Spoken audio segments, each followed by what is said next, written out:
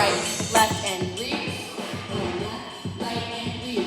What do you think when we're doing that movement? Well, first of all, it's a couple things, and I know I haven't really taught that to you, but when you're doing that, what do you think is something we should be thinking about when we're doing this? Turnout? Well, actually, yes. On the first one, when we do it this way, it's turnout. This one, I don't really care as much. You can be parallel when you do it. But yes, on the first one that we're doing earlier in it, when I have your arms here, I do want you focusing on that turnout as much as you can. Yep, but working the movement, I don't want, watch the difference of this, okay? So like, I can do this, or I can do this.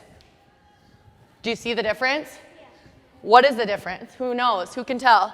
Yes, Gabs. Yep, using my space, yes, but then also what else? Yes. You filling your space, but also there's one more thing I'm looking for.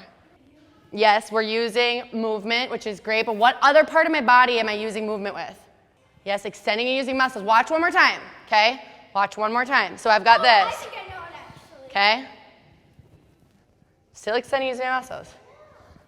You know what it is? What is it? Your chest and legs?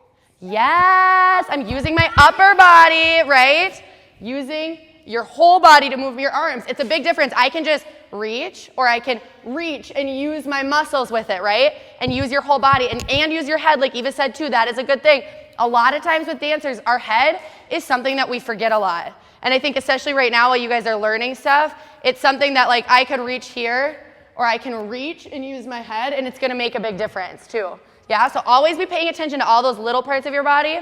But also, I want you guys to think a lot of us were flopping through these legs, or we were pointing our feet, kind of, but we weren't like engaging our leg muscles, yeah? So you gotta squeeze all of your muscles as you're doing it. Okay, little minor detail.